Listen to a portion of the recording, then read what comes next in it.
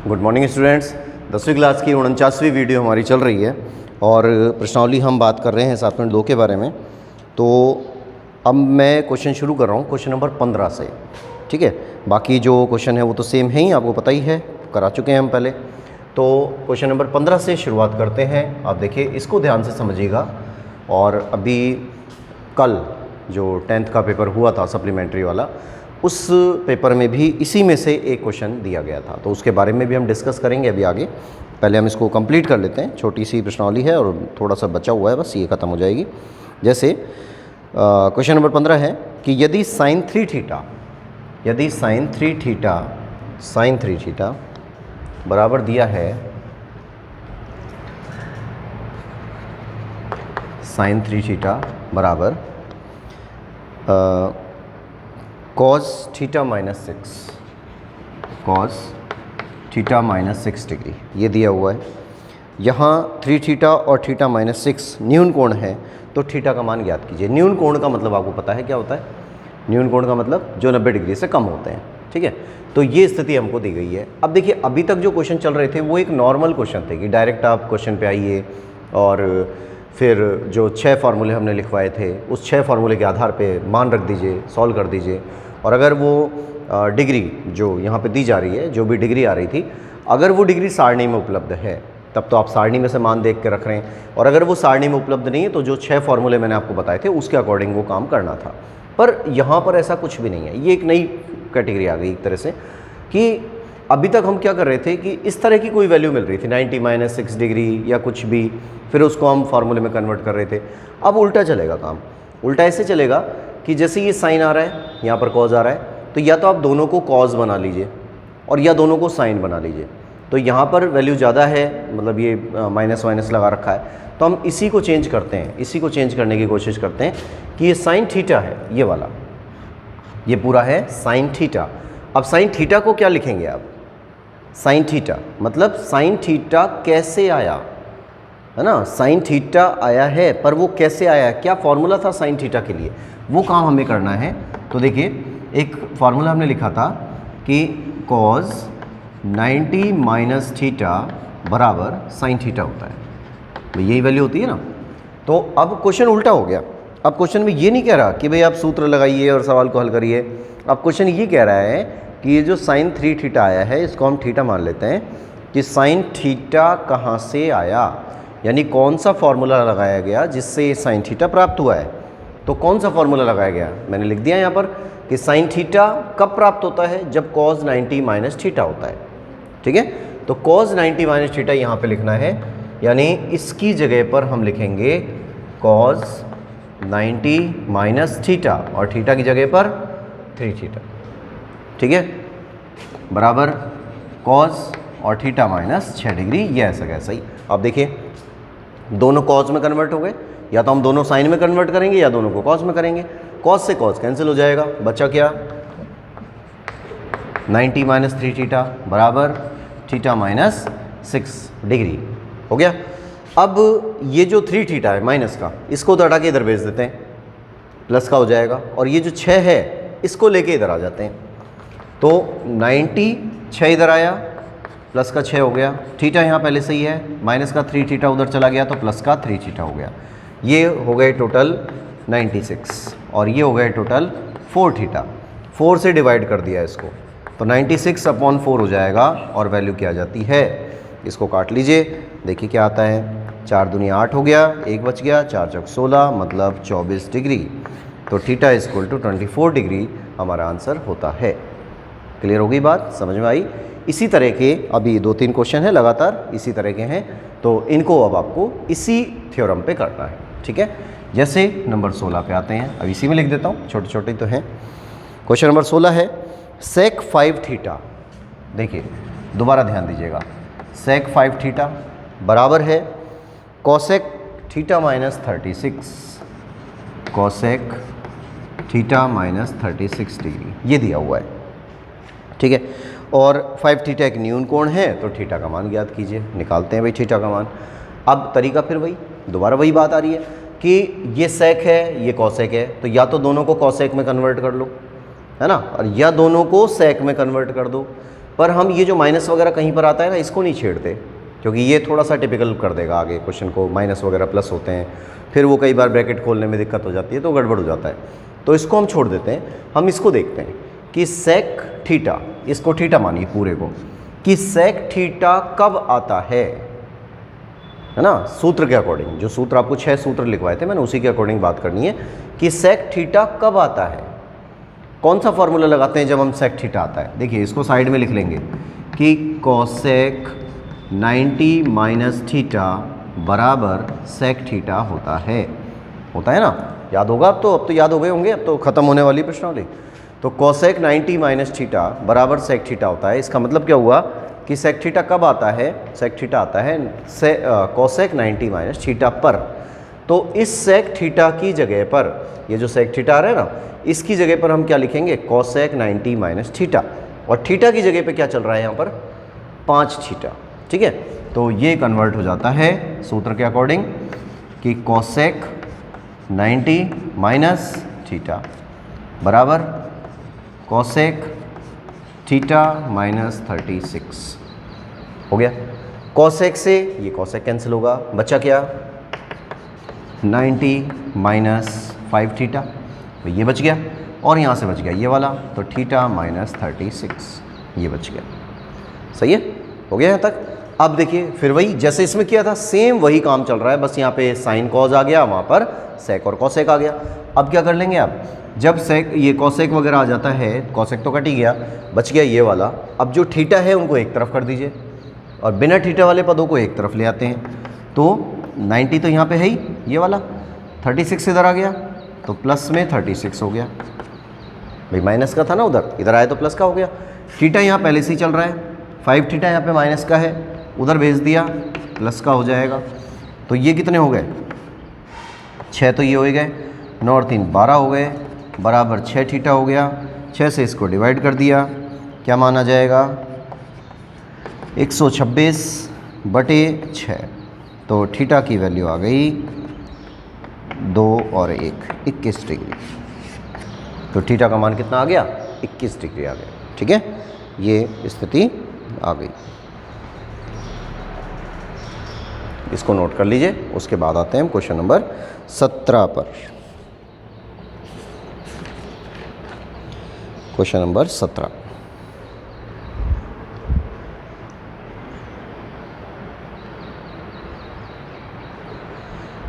या एक काम करिए, 17 से पहले 18 देख लीजिए। 18 इन्हीं के जैसा ही है, तो क्वेश्चन नंबर 18 पहले कर लेते हैं, 17 इसके बाद करते हैं। तो ये तीनों क्वेश्चन एक जैसे हो जाएंगे, है ना। क्वेश्चन नंबर 17, 18, पहले 18 देख लीजिए। देखिए 18वें क्वेश्चन में क्या आया कि यदि cos 2 थीटा बराबर साइन 4 थीटा, तो cos 2 थीटा बराबर साइन 4 थीटा ये दिया हुआ है। न्यून कोण हो तो थीटा का मान ज्ञात कीजिए। अब देखिए वही कंडीशन आ रही है, बार बार वही बात बता रहा हूँ मैं, या तो दोनों को बराबर करना है। अब इसमें कोई वैल्यू है ही नहीं ऐसी जिसमें माइनस वगैरह आ रहा हो, तो ऐसा कुछ भी नहीं है। अब चाहे आप इसको कन्वर्ट कर दें चाहे इसको कन्वर्ट कर दें, लेकिन दोनों को सेम बना लेना है। जैसे यहाँ पे कॉज आ रहा है ना, तो इधर भी कॉज होना चाहिए, और अगर यहाँ साइन आ रहा है तो यहाँ भी साइन होना चाहिए। तो जैसे आपकी मर्जी करे आप उसको करिए। तो मान लीजिए हम इसको ले रहे हैं कि कॉस थीटा कब आता है, फिर वही फॉर्मूला लगाया। कॉस थीटा कब आता है? जब साइन 90 माइनस थीटा होता है तब कॉस थीटा आता है ना। अब ये नहीं आ रहा कि भाई क्या और कैसे, अब तो ये आ रहा है कि कैसे आया, इसकी जगह पर क्या फॉर्मूला होना चाहिए था। तो कॉस थीटा कब आता है? जब साइन 90 माइनस थीटा होता है। तो इसकी जगह पर हम लिख देंगे साइन, इसकी जगह पर साइन 90 माइनस थीटा, थीटा की जगह पे ये चल रहा है। तो कॉस थीटा बराबर साइन 90 माइनस थीटा, ठीक है, यहाँ हो गया, बराबर साइन 4 थीटा। अब साइन से ये साइन कैंसिल हो जाता है, बचा क्या? 90 माइनस 2 थीटा, और यहाँ से क्या आ गया? 4 थीटा। ठीक है, 2 थीटा को इधर भेज दिया, तो ये हो जाता है 90 बराबर, ये उधर गया, तो 4 theta plus 2 theta equal to 90 equal to 6 theta. 6 का भाग लगा दिया, और कितना आ जाएगा? 15 6 के 90 होते हैं ना, तो 15 डिग्री ये आंसर आ जाता है हमारा। ठीक है, ये स्थिति बन गई। अब हम कर लेते हैं क्वेश्चन नंबर 17 को, इसको नोट कर लीजिए। क्वेश्चन नंबर 17 देखते हैं फिर उसके बाद, और 17वें क्वेश्चन जैसा ही क्वेश्चन अब की बार सप्लीमेंट्री में आया होगा, आपने देखा होगा अगर किसी ने तो आप देखते, जैसे अभी देखते हैं हम उसको भी देखेंगे क्या सिस्टम कर रखा था उसके अंदर। देखिए अब आ जाइए 17वां पर, थोड़ा सा क्वेश्चन को पहले पढ़िए कि नॉर्मल, वैसे तो नॉर्मल ही है पर ज़्यादा कोई लैंग्वेज को इसमें घुमा दिया, थोड़ा सा लैंग्वेज को चेंज किया है कि यदि ABC किसी त्रिभुज ABC के अंतःकोण हों, अंतःकोण मतलब कोई त्रिभुज है, आप ट्रिग्नोमेट्री ले रहे हैं तो ट्रिग्नोमेट्री में तो भैया आपको यही त्रिभुज लेके चलना है। मान लीजिए ये A है, ये वाला B है, ये वाला C है, बिंदु नहीं है ये, है ना। क्वेश्चन की अकॉर्डिंग कंडीशन क्या बन रही है कि यदि ABC, कैपिटल ABC किसी त्रिभुज ABC के अंतःकोण हों, अंतःकोण क्या होते हैं, जो कोण अंदर की तरफ होते हैं, तो अंदर की तरफ तीनों कोण हैं, और ये अंदर के कोण जो होते हैं उसके लिए एक कंडीशन होती है, ये आप सबको पता होगी। तो यहाँ लिखेंगे हम जानते हैं कि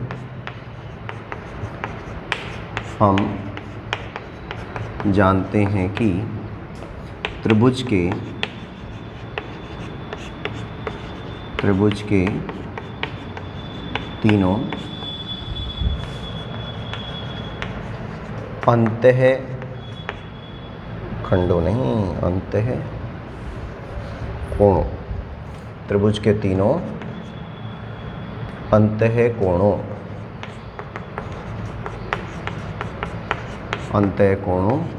का योग बराबर 180 डिग्री होता है। हम जानते हैं कि त्रिभुज के तीनों कोणों का, तीनों अंतःकोणों का जो योग होता है वो कितना होता है, अंतःकोण का मतलब अंदर की तरफ के कोण, तो त्रिभुज के तीनों अंतःकोणों का जो योग होता है वो कितने डिग्री आता है, 180 डिग्री आता है। ये बात हमको पहले से ही पता है, ठीक है।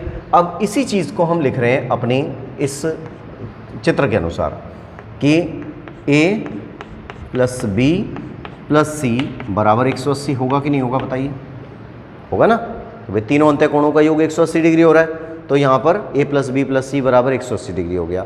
अब क्वेश्चन की कंडीशन के अनुसार हमें B + C चाहिए, है ना, B + C चाहिए, A नहीं चाहिए वहाँ पे, तो A को हटा के उधर भेज देते हैं। A पक्षांतरण हो गया, तो ये हो गया B + C बराबर 180 माइनस A, B + C बराबर 180 - A, ठीक है, ये बात भी सही है। अब उसके बाद में फिर वही क्वेश्चन की कंडीशन पे देखिए, हमें चाहिए tan B + C, ये वाला जो LHS आ रहा है ना, वो tan B + C/2 ये चाहिए हमें। तो पहले तो हमने B + C को लिया, B + C ले लिया, फिर B + C में 2 का भाग चाहिए, तो 2 का भाग चाहिए तो 2 का भाग दे देंगे यहाँ से, तो B + C में 2 का भाग लगा दिया, तो B + C/2 बराबर 180 माइनस A, इसमें भी 2 का भाग लग गया, है ना। इसको अभी ऐसे ही रखा, कुछ नहीं करना, तो B + C/2 हो गया बराबर, इसमें भाग दे दिया 90 माइनस A/2 हो गया, ठीक है। 2 का भाग इसमें दे दिया तो 90 हो गया, 2 का भाग इसमें दे दिया तो A/2 हो गया, यहाँ तक कोई प्रॉब्लम नहीं है। उसके बाद में इस B + C के साथ में tan चाहिए, है ना, सवाल के अकॉर्डिंग हमें tan चाहिए। तो अगर हम यहाँ पर tan लेते हैं, यहाँ पर tan से गुणा करते हैं, तो यहाँ पर भी tan से गुणा करना पड़ेगा, ये आ गया। दोनों तरफ tan से गुणा करेंगे, भाई जो भी गुणा होगा वो दोनों तरफ होगा, भाग होगा दोनों तरफ होगा, जुड़ेगा दोनों तरफ जुड़ेगा, घटेगा दोनों तरफ घटेगा, है ना, जो भी काम होता है वो दोनों तरफ होते हैं। तो ये कंडीशन हो गई। अब ये तो बन गया tan B + C/2, इसमें तो कोई प्रॉब्लम है नहीं, यही तो हमारा LHS है। लेकिन ये सूत्र बन गया tan 90 - थीटा, तो tan 90 - थीटा क्या होता है, tan 90 - थीटा cot थीटा, है ना, तो cot थीटा, और थीटा की जगह पर क्या आ गया, A/2, क्लियर। तो यही हमें सिद्ध करना था और ये काम हो गया। अब देखिए, अब क्वेश्चन क्या आया कि कल जो पेपर आया था उसके अंदर आया था sin B + C/2 बराबर cos A/2 सिद्ध करिए, ये आया था। सवाल यही का यही कि भाई त्रिभुज के 3 अंतःकोण हैं, A + C, A B C तीनों अंतःकोण हैं, और सिद्ध कीजिए कि sin B + C/2 बराबर cos A/2, ये आया है सवाल कल के पेपर में इस प्रश्नावली से। तो अब क्या कर लेंगे भाई, क्या अंतर आया यहाँ तक तो सेम बिल्कुल, यहाँ तक तो कुछ करना ही नहीं है। यहाँ पर हमने tan से गुणा किया है ना। अब हम क्या कर लेंगे, यहाँ पे अगले जो पद बनते हैं हमारे पास उसमें हम साइन से गुणा करेंगे दोनों पक्षों में। जब दोनों पक्षों में साइन से गुणा कर देंगे तो ये बन जाएगा साइन b प्लस सी बटा 2 और यहाँ पर आ जाएगा साइन 90 माइनस a/2। अब साइन 90 माइनस थीटा क्या होता है, कॉस थीटा होता है, तो इस जगह पर कॉस a/2 आ जाएगा और यही आंसर होगा, ख़त्म। तो इस तरह से हमारे पास ये कंडीशन आती है। तो बहुत सिंपल कंडीशन है, कोई ख़ास काम है नहीं, तो इसको आप ध्यान से समझ के फिर करिएगा, ठीक है। लिख लिया होगा, नहीं लिखा, ये थोड़ा बहुत तो मिट गया, कोई बात नहीं, थोड़ा सा स्क्रीनशॉट लेके पॉज करके ना देख लेना उसमें। अब इसके बाद ये प्रश्नावली आपकी ख़त्म है और अब हम कौन सी प्रश्नावली शुरू करें। देखिए, जो अभी मैं ऐसी प्रश्नावलियाँ लेके चल रहा हूँ जिनके बारे में ये कन्फर्म है कि उनको हटाया नहीं जाएगा, क्योंकि कोर्स हो सकता है कम किया जाए, और अगर कोर्स को कम कर देता है तो निश्चित रूप से क्वेश्चन हमारे जो भी प्रश्नावली हैं वो चेंज की जाएंगी, और चेंज की करता है तो फिर बहुत मुसीबत हो जाएगी कि अगर हमने जो पढ़ लिया और वही हट गया तो हमारी सारी मेहनत बर्बाद, ठीक है।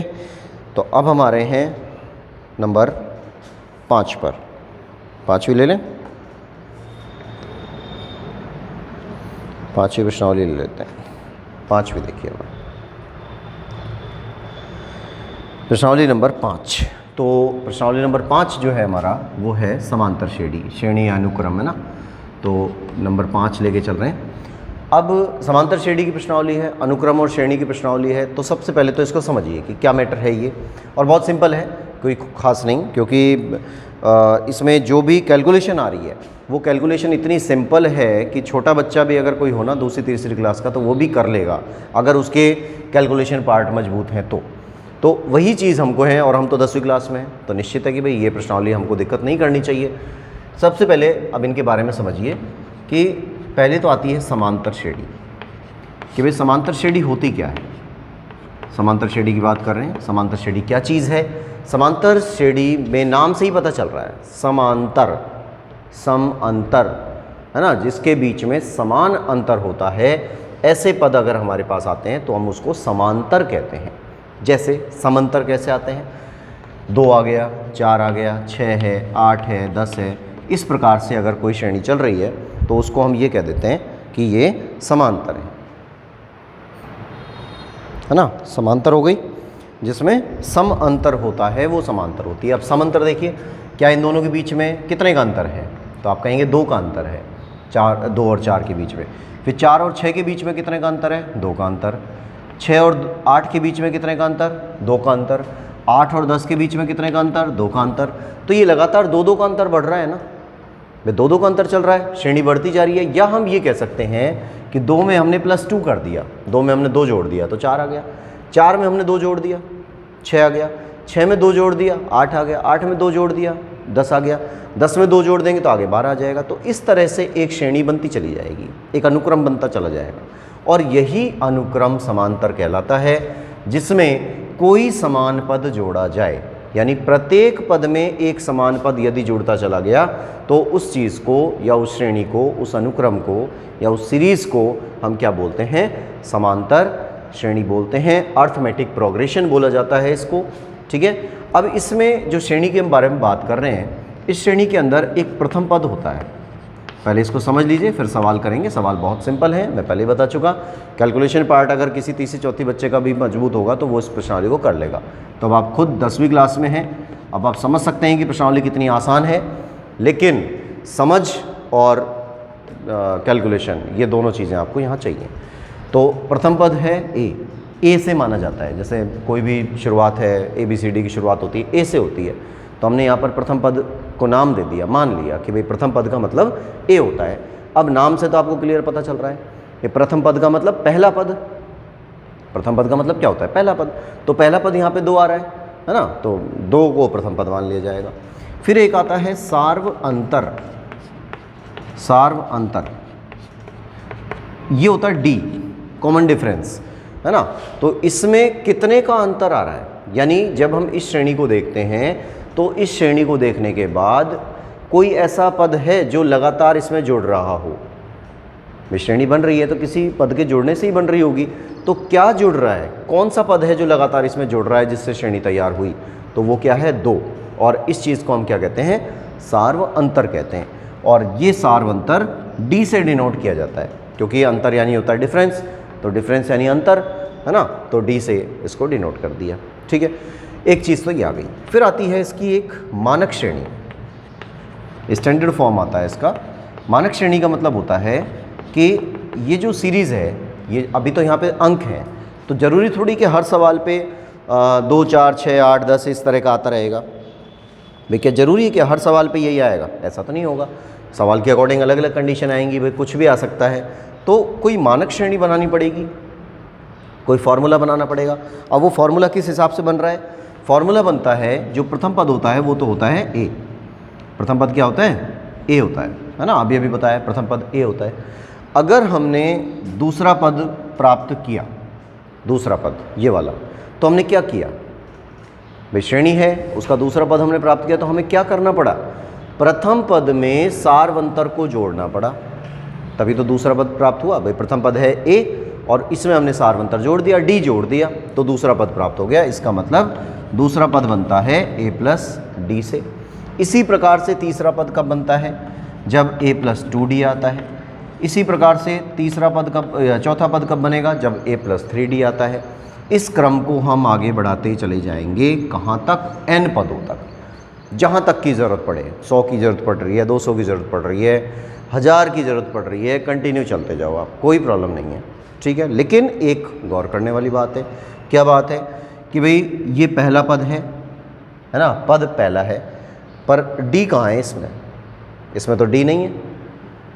ये दूसरा पद है, दूसरा पद है, डी कितना है, 1 पद है दूसरा, डी है 1 पद है तीसरा, डी है 2 पद है चौथा, डी है 3। क्या मीन्स है, क्या बोलना चाह रहा हूँ मैं, क्या समझाना चाह रहा हूँ, ये पहला पद डी नहीं है, दूसरा पद 1D है, तीसरा पद 2D है, चौथा पद 3D है। इसका मतलब मैं जिस पद के बारे में बात कर रहा हूँ, जिस भी पद के बारे में बात करूँगा, तो D का मान उस पद से कम होता है। कह सकते हैं इस बात को कि भाई मैं जिस भी पद के बारे में बात कर रहा हूँ, मैं चौथे पद के बारे में बात कर रहा हूँ, तो D का मान उस पद से 1 कम होता है। सही है, क्योंकि पद है चौथा और D कितना है, 3 है, D 3 हो गया। तो क्या मीन्स हुआ कि चौथे पद में D का मान 3 आ रहा है। सही, तीसरे पद में D का मान 2 आ रहा है, तो 10वें पद में क्या होगा, D का मान 9 होगा। 20वें पद में क्या होगा, 19 होगा, है ना। इसी प्रकार से 100वें पद में क्या होगा, D का मान तो 99 होगा। मतलब जो पद मैं बोल रहा हूँ, D का मान उससे 1 कम।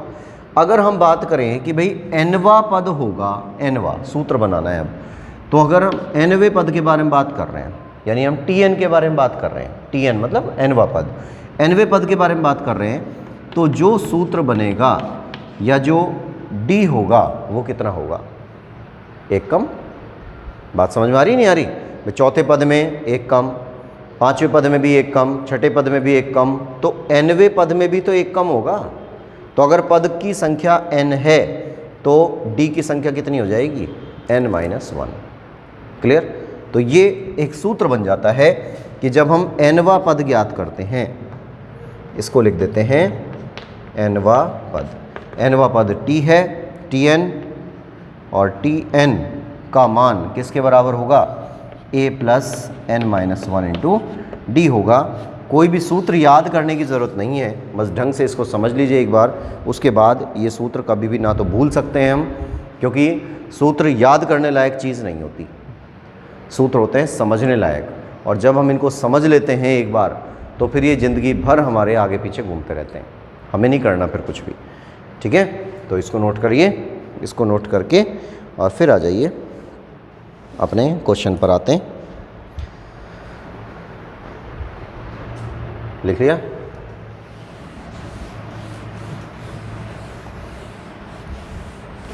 इसके बाद अब आते हैं हम क्वेश्चन नंबर 1 पर। तो क्वेश्चन नंबर 1 हमारे पास आया आप आ जाइए क्वेश्चन नंबर फर्स्ट पर। देखिए चीज़ें एकदम नॉर्मल हैं, कोई ख़ास काम इसमें है ही नहीं। तो निम्नलिखित समांतर श्रेणी के लिए, इसको थोड़ा सा पढ़ के देखिए क्या बोल रहा है। निम्नलिखित समांतर श्रेणी के लिए प्रथम पद ए एवं सारवंतर डी ज्ञात कीजिए। देखिए बिल्कुल सिंपल काम।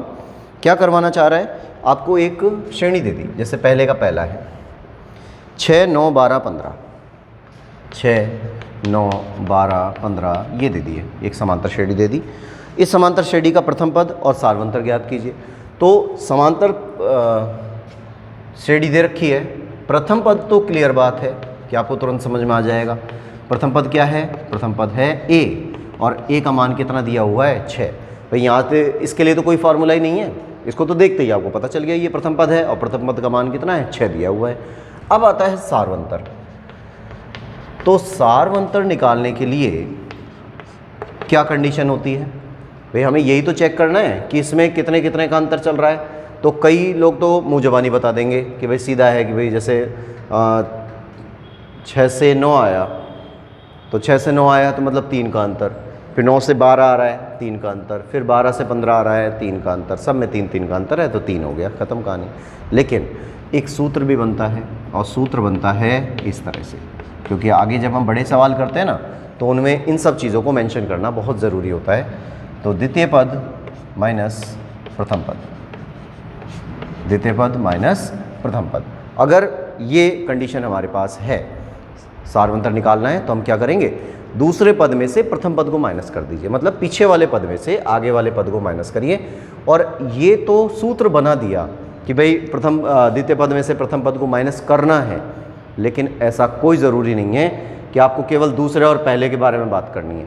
अगर आप सवाल को चेक करना चाहते हैं तो आप तीसरे और दूसरे के बारे में बात कर सकते हैं, और चेक करना चाहते हैं तो चौथे और तीसरे के बारे में बात कर सकते हैं। मतलब ये है कि पीछे वाले पद में से आगे वाला पद घटेगा, ठीक है, देसी भाषा में अपन बात करें तो पीछे वाले पद में से आगे वाले पद को घटा दीजिए, और आगे वाले का मतलब जस्ट उसके आगे वाला है ना, जो पीछे वाला पद है उसके जस्ट आगे वाले पद में से अगर आप घटाते हैं और यही क्रम हम रखते हैं तो सब में अंतर समान आना चाहिए, तो हम इसको सही मान लेते हैं। तो जैसे यहाँ पर 9 आ गया, यहाँ पर 6 आ गया, तो आंसर कितना आ गया 3, और ये आ गया डी।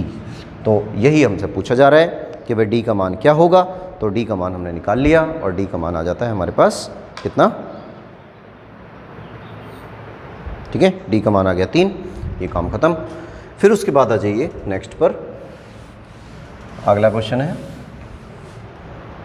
नंबर सेकंड है -7 -9 -11 -13, -7 -9 -11 -13। घबराने की कहीं कोई ज़रूरत नहीं है, सिंपल काम, जो एक तरीका बता दिया बस उसी तरीके से करते जाइए, ख़त्म, कुछ नहीं करना। तो जैसे 7 आया तो ए का मान -7, प्रथम पद हो गया, ये प्रथम पद है ना, ये प्रथम पद ए बराबर -7। अब आपको चाहिए सारवंतर, तो सारवंतर कैसे निकलता है बताया था अभी, सारवंतर डी होता है, कॉमन डिफरेंस होता है। क्या सूत्र लगाते हैं, द्वितीय पद माइनस प्रथम पद। माइनस वाले पदों में थोड़ा सा सतर्क हो जाया करें, क्योंकि कई बार ये माइनस गड़बड़ करवा देता है। तो द्वितीय पद क्या है, माइनस का 9, देखिए माइनस का 9 आ रहा है ना, फिर माइनस लगा दिया सूत्र के अकॉर्डिंग, और प्रथम पद क्या है -7, तो -7 यहाँ रख दिया। अब इसको हल किया तो -9 माइनस और माइनस हो गए +7 हो गया।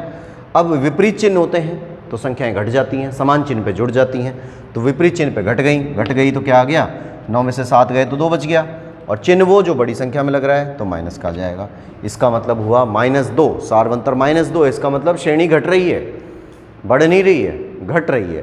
तो आपको पता है कि जो भी संख्या होती है, अगर वो संख्या माइनस की है तो जितनी बड़ी संख्या होगी वो उतनी छोटी होती है ना, जितनी बड़ी संख्या होती है माइनस के अंदर वो संख्या उतनी ही छोटी होती है। तो ये बात छोटी क्लासेस की है, तो ये एडिशनल जानकारी आपको दी गई। इसी तरीके से जैसे नंबर 3 पे आते हैं, तीसरा देख लीजिए इसी के साथ ही कि 3/2 1/2, 3/2, फिर 1/2, फिर -1/2, फिर माइनस का 3/2। क्वेश्चन चाहे कैसा भी आ जाए कोई फ़र्क नहीं पड़ता उससे कि वो भिन्नों में चल रहा है, पॉइंट्स में चल रहा है, या माइनस में चल रहा है, हमें कोई फ़र्क नहीं पड़ता। हमारा काम जो है हम उसी काम से करेंगे।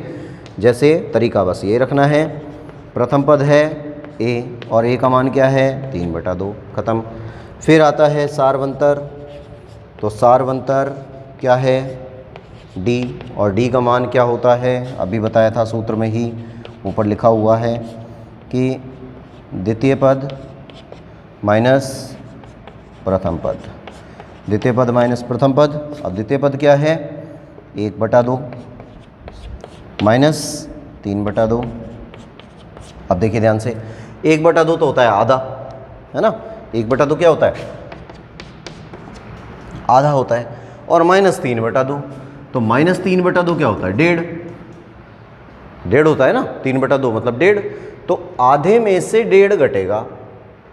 या आप कुछ भी मत करो, आप तो लघुत्तम ले लो सीधा सीधा, तो 1 - 3 हो गया, 1 - 3 करेंगे तो माइनस का 2 बच गया, फिर अपॉन 2 आ गया, और आंसर क्या आ गया -1।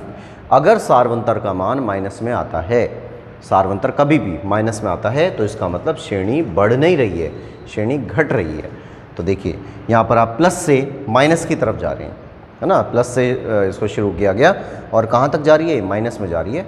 तो अगर प्लस से हम माइनस में जा रहे हैं तो इसका मीन्स हम कम हो रहे हैं, ठीक है। तो ये आंसर इसका हो जाता है डी, और बस यही पूछ रहा है इसमें।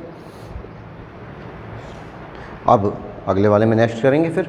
अब इन क्वेश्चंस को आप एक बार करके ज़रूर देखिए थोड़े बहुत।